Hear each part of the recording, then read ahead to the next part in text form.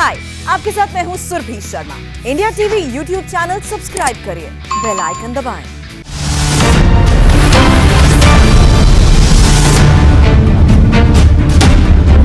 नमस्कार, आपके साथ मैं हूं सुरभि शर्मा, लेकर आ गई हूं सबसे बड़ा इलेक्शन शो। अब की बार किसकी सरकार? मेरी नजर यूपी और पंजाब की उन खबरों पर है जिसका असर होगा 2022 के चुनाव पर। बिना देर किए आज की 3 बड़ी खबरों के साथ करते हैं शुरुआत, क्योंकि पहली सबसे बड़ी खबर भी उत्तर प्रदेश से है। यूपी में ओबीसी वोट के लिए फाइट खुल्लम खुल्ला हो गई और मायावती के बाद अखिलेश यादव ने भी पिछड़ों की जनगणना की मांग की है।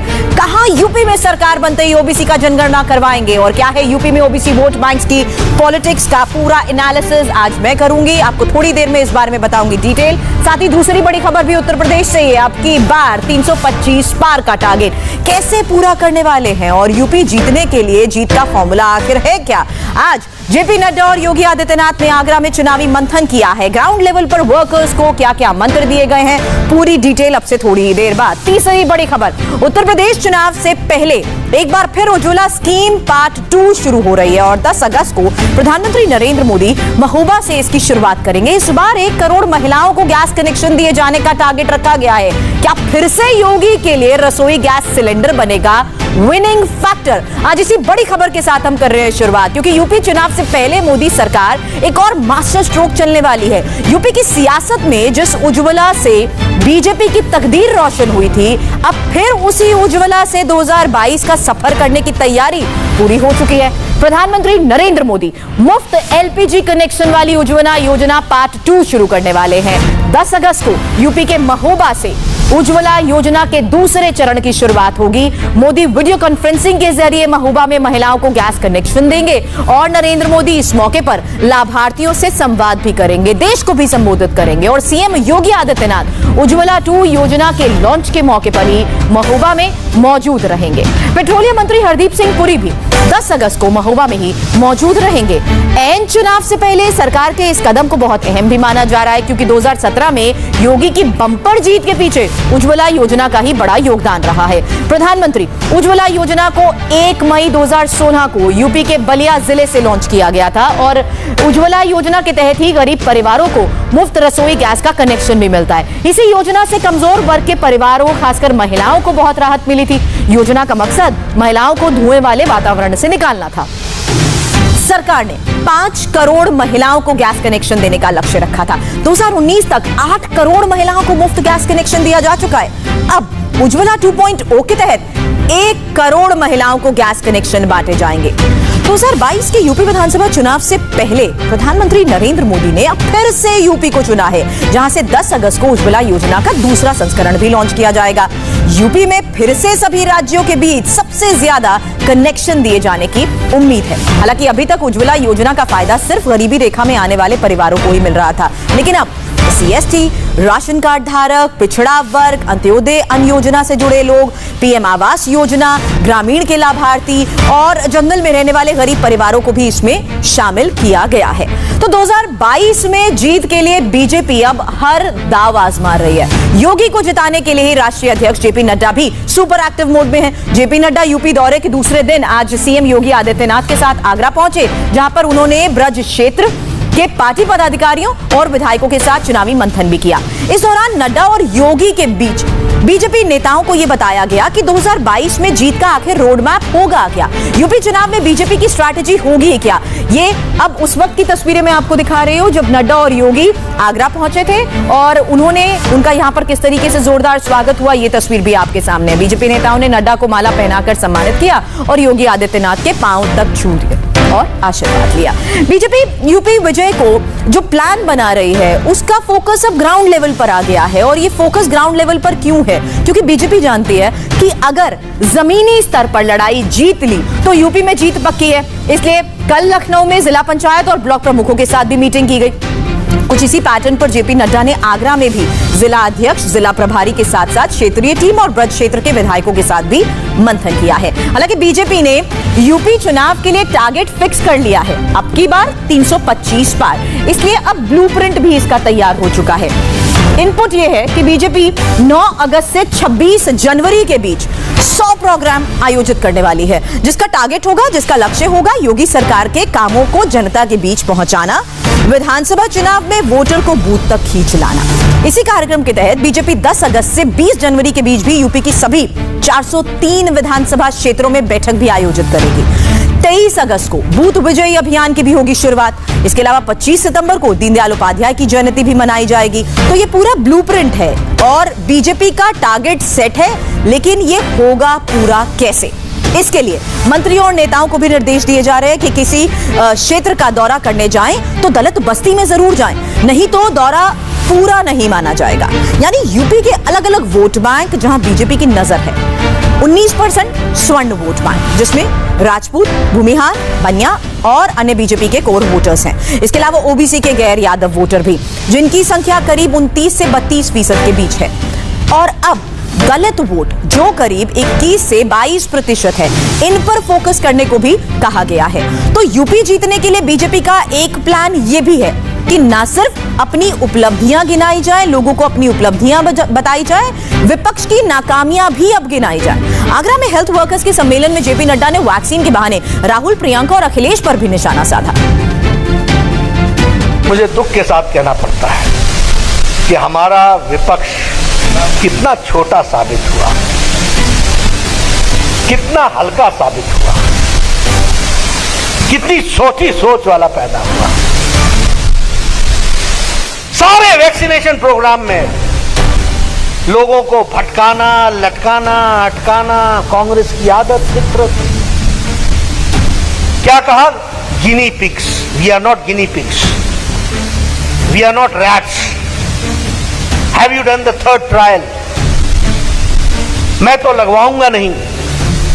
और किसी ने तो कह दिया ये बीजेपी की वैक्सीन है। अब लग गई।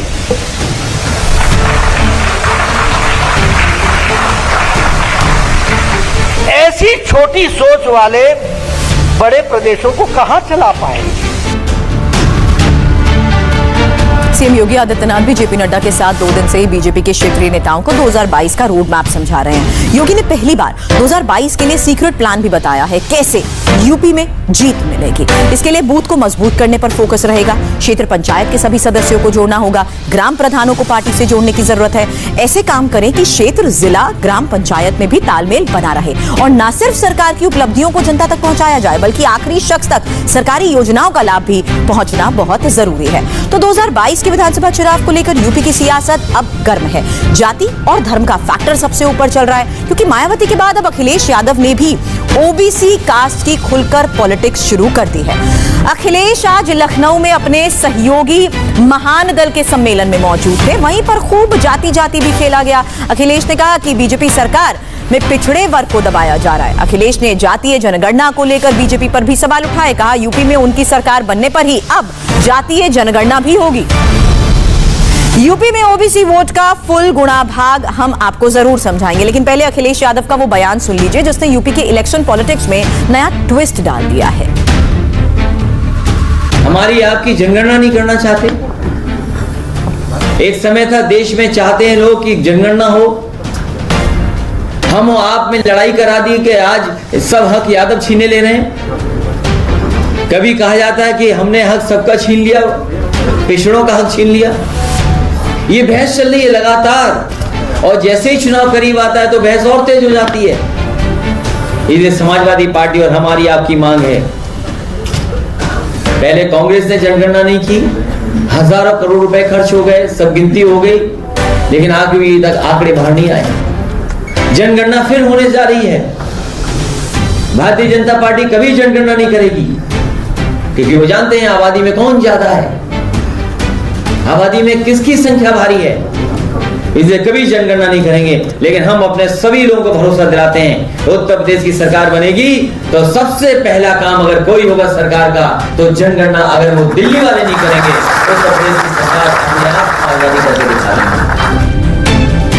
जब अखिलेश ओबीसी जाति जनगणना को लेकर इतनी टेंशन में क्यों है? दरअसल फिक्र ओबीसी जाति जनगणना की नहीं है, फिक्र ओबीसी वोटर्स की है। और जिस तरीके से बीजेपी इसमें कहीं आगे चल रही है और अखिलेश ओबीसी के एक एक वर्ग पर अपना दावा जताते हैं, दोनों की रेस में कहीं पिछड़ ना जाएं, इसलिए उन्होंने ओबीसी जाति जनगणना का भी मुद्दा उठाया है। जाति जनगणना ओबीसी पॉलिटिक्स का हॉट टॉपिक रहा है और यूपी में चुनाव है। यूपी के बड़े नेताओं और पार्टियों का स्टैंड आखिर क्या है, यह जानना भी आपके लिए बहुत जरूरी है, क्योंकि अखिलेश यादव ने खुलकर कह दिया कि उनकी सरकार बनी तो जातीय जनगणना जरूर कराई जाएगी। पूर्व मुख्यमंत्री और बीएसपी सुप्रीमो मायावती भी जातीय जनगणना के पक्ष में हैं। सुहेल देव समाज पार्टी के अध्यक्ष ओम प्रकाश राजभर भी पिछड़ी जाति के लोगों की जनगणना कराने की मांग कर रहे हैं, लेकिन योगी सरकार जातीय जनगणना के पक्ष में नहीं है। सवाल यह है कि यूपी चुनाव से पहले ओबीसी जातीय जनगणना का गुब्बारा क्यों फूल रहा है, इससे भी अब समझिए। इस वक्त यूपी में सबसे बड़ा वोट बैंक ओबीसी है, जिनकी संख्या करीब 42 से 45% तक है। इसके बाद यूपी में दूसरा सबसे बड़ा वोट बैंक एससी/एसटी का है, यानी करीब 21 से 22%, जबकि यूपी में स्वर्णों की संख्या इन दोनों के मुकाबले कम है। यूपी में करीब 19% स्वर्ण है। तो यूपी में अखिलेश की समाजवादी पार्टी और महान दल ने साथ चुनाव लड़ने का फैसला ले लिया है। 2017 में महान दल ने यूपी में 71 उम्मीदवार उतारे और 6.5 लाख वोट हासिल भी किए। महान दल का बरेली, बदायूं, शाजापुर, पीलीभीत, आगरा, बिजनौर, मुरादाबाद की विधानसभा सीटों पर शाखे, सैनी, मौर्य, कुशवाहा और भुजबल गहलोत समुदाय में पकड़ है और अखिलेश यादव इसका फायदा लेना चाहते हैं। महान दल के मंच पर अखिलेश ने ओबीसी वोट बैंक को लेकर योगी से मोदी सरकार तक अटैक किया। कहा कि चुनाव के लिए ही यूपी से पिछड़ों को केंद्र में मंत्री बनाया गया। अभी तक तो हम 350 बोलते थे सीट, 350 सीटें बोल रहा था मैं, लेकिन जैसे ही हमारा और आपका कार्यक्रम तय हो गया, मैं 350 नहीं और लोगों से बातचीत हो गई, हमने 400 का फासला तय करा दिया। और आप और हम लोग तय कर लें, और इसलिए तय करना जरूरी है। दिल्ली वाले सुना है पिछड़ों की राजनीति कर रहे हैं। अभी जब मैं लोकसभा में था तो जब शोर हुआ जासूसी पर, तो देश के प्रधानमंत्री जी कह रहे थे कि पिछड़ों का और दलितों का सम्मान ये लोग नहीं कर रहे हैं। बताओ, दिल्ली वाले पिछड़े और दलितों का सम्मान करना चाहते हैं, कैसे आप भरोसा करोगे? क्या आप भरोसा कर सकते हो इस बात पर? ये जो मंत्री पद दिए जा रहे हो, जो लखनऊ में मंत्री पद दिए जाएंगे, जो चक्कर लगाए जा रहे हैं, जी हजूरी हो रही है, जो वो केवल वोट के लिए हो रही है, क्योंकि वो जानते हैं कि उत्तर प्रदेश में चुनाव आ गया है। पिछड़ी जाति की राजनीति करने वाले सब नेताओं का मानना है कि आंकड़े सही आएंगे तभी ओबीसी का असली न्याय भी मिलेगा। अब जब ऐसा है तो केंद्र की मोदी सरकार और पिछली कांग्रेस की सरकार ने ओबीसी की जाति जनगणना क्यों नहीं कराई? दरअसल इसकी बहुत बड़ी सियासी वजह है। जातीय जनगणना से देश का सामाजिक ताना बाना बिगड़ सकता है।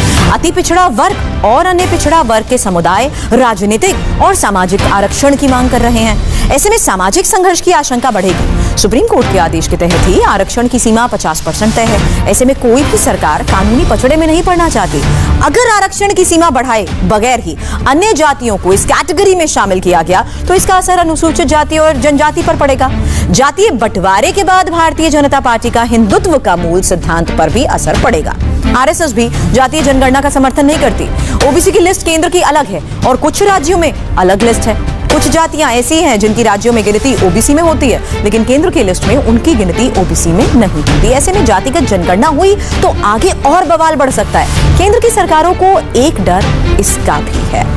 अब यूपी चुनाव से पहले हैदराबाद से ओवैसी ने कौन सा नया दाव चलाया? यूपी के चुनाव में हर वक्त अपनी मौजूदगी दिखाना चाहते हैं। आज ओवैसी ने एक और ट्वीट किया है।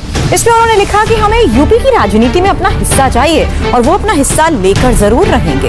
फिलहाल तो ओवैसी यूपी में मुसलमान वोट के भरोसे हैं और अभी उनका ओम प्रकाश राजभर की पार्टी से गठबंधन भी है। लेकिन जिस तरीके से राजभर के बीजेपी के साथ जाने की अटकलें लग रही हैं, ऐसे में ओवैसी और राजभर की दोस्ती में दरार पड़ती दिख रही है। पूरे उत्तर प्रदेश में अब देखिए 19% मुसलमान हैं और ओवैसी को इसी वोट बैंक से उम्मीद है। पश्चिमी यूपी में 30% के आसपास मुसलमान वोटर हैं। मुरादाबाद और रामपुर में 50% से ज्यादा मुस्लिम वोट हैं। अमरोहा, शामली, बलरामपुर, मेरठ, मुजफ्फरनगर, कैराना, सहारनपुर, बिजनौर में 34% से ज्यादा मुस्लिम वोटर हैं और वहीं सिद्धार्थनगर, श्रावस्ती, बहराइच जैसे इलाकों में 30% से ज्यादा मुस्लिम वोटर हैं। जाहिर है ओवैसी की निगाह इन्हीं इलाकों में मुस्लिम वोट बटोरने की है।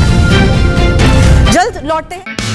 हाय, आई एम सुरभि शर्मा। खबरों से अपडेट रहने के लिए India TV YouTube channel subscribe करिए, साथ में बेल आइकन जरूर दबाएं। जुड़े रहें इंडिया टीवी के साथ।